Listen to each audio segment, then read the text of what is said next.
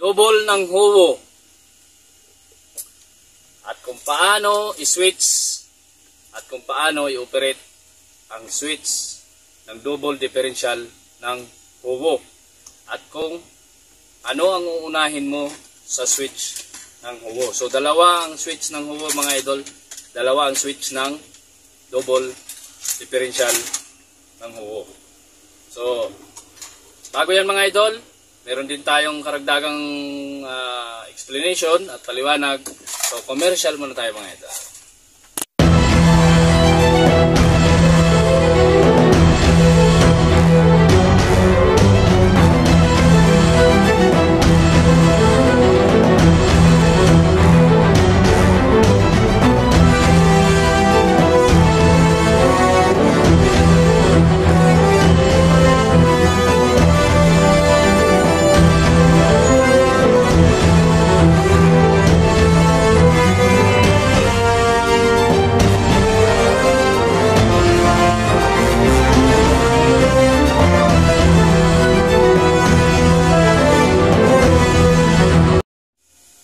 What's up mga idol?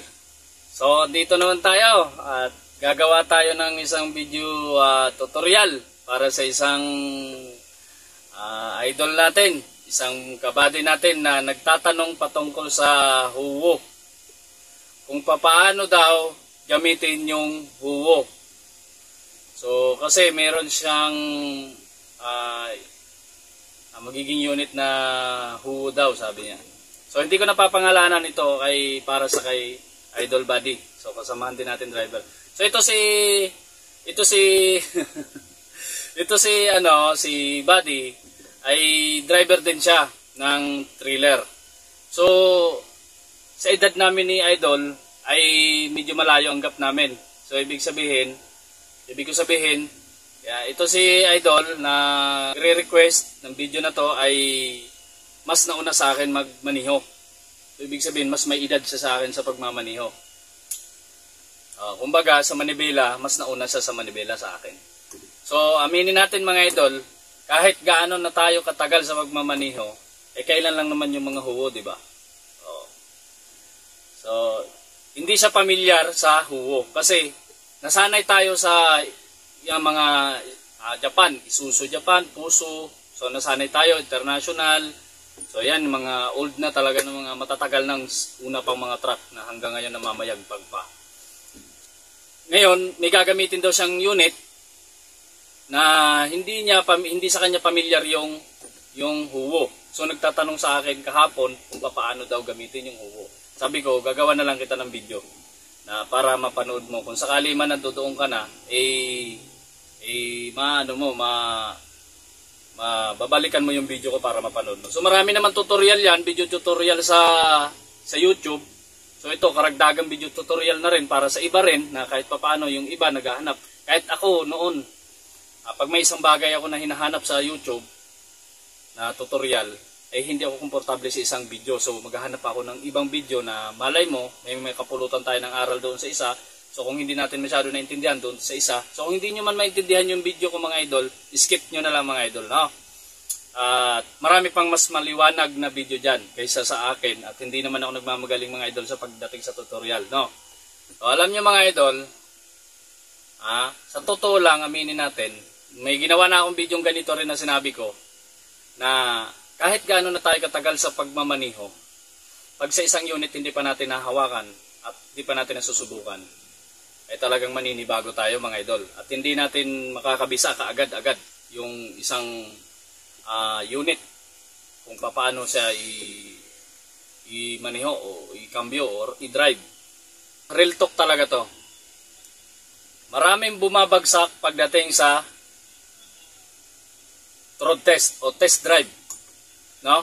Na kahit matagal na tayo sa pagmamaniho, kapag nag-apply tayo sa isang company na ang mga unit ngayon nila ay mga huwo at hindi ka pa nakahawak ng huwo, aminin natin sa hindi mga idol, totoo, nangangamba tayo kung paano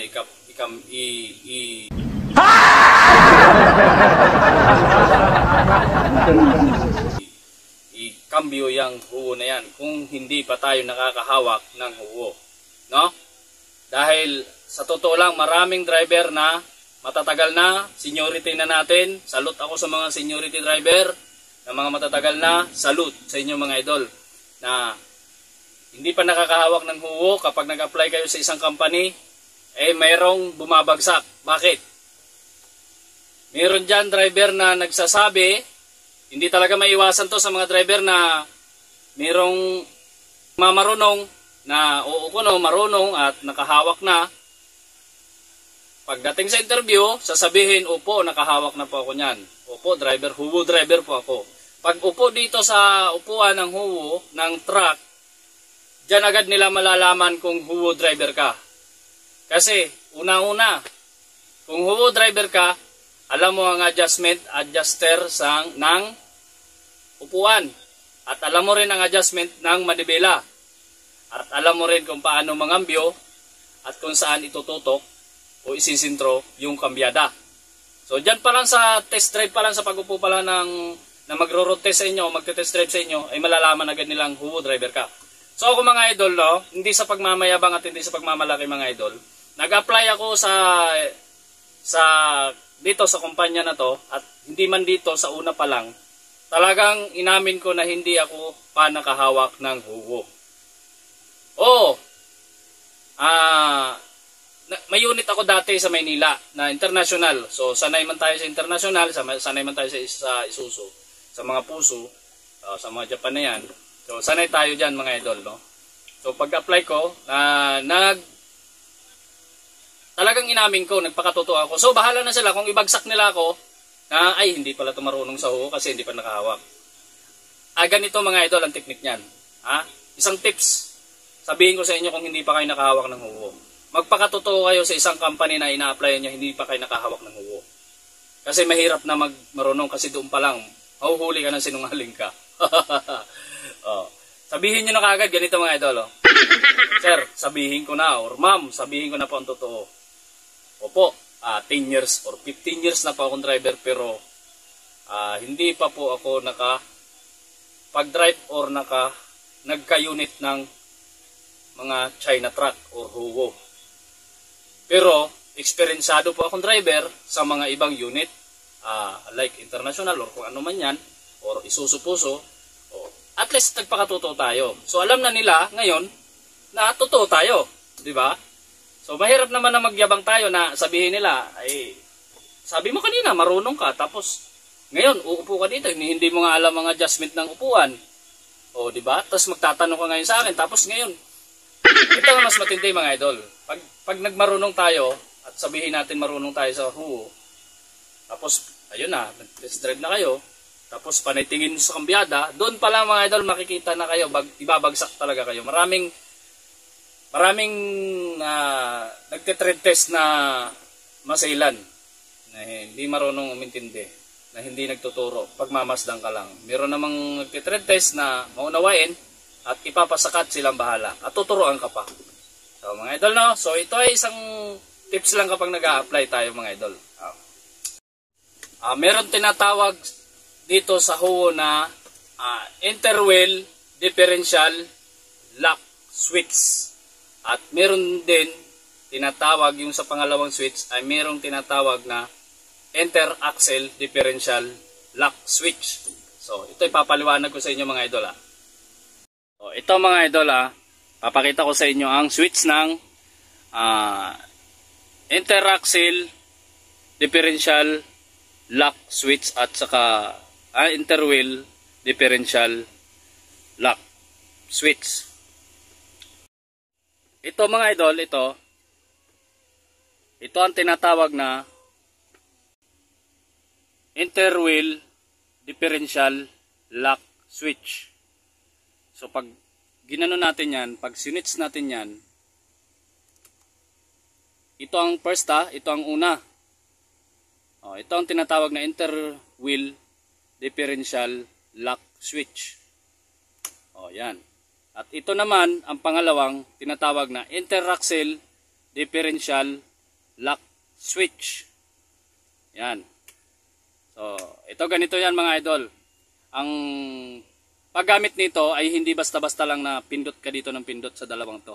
Ito ay ginagamit lang sa mga malalambot na dadaanan mo. Halimbawa ay mababalaho, malambot, maputik at para sureball na hindi ka mabalaho o hindi ka malak sa isang malambot na klase ng kalsada o maputik man yan o malalalim. So ito, kapag naka-off yan mga idol, ang gumagana dyan natin ay ang ito sa unahang gulong natin sa likuran. Yung ito naman ang sa interaxle differential lock switch ang sa likod yan mga idol. Ang paggamit niyan ganito mga idol. Hinto ka muna, then neutral yung cambio, ito, saka tumapak kayo ng clutch. Ayan, nakikita nyo mga idol, nakatapak tayo sa clutch, no? Isang tapak lang mga idol, isang tapak lang ng clutch. So ayan, sa clutch, no? Isang tapak ng clutch. So walang hangin kasi, kaya dito lang naman tayo, nakaparking lang naman tayo dito eh. Isang tapak ng clutch, then on nyo na to. Saka i-switch nyo to.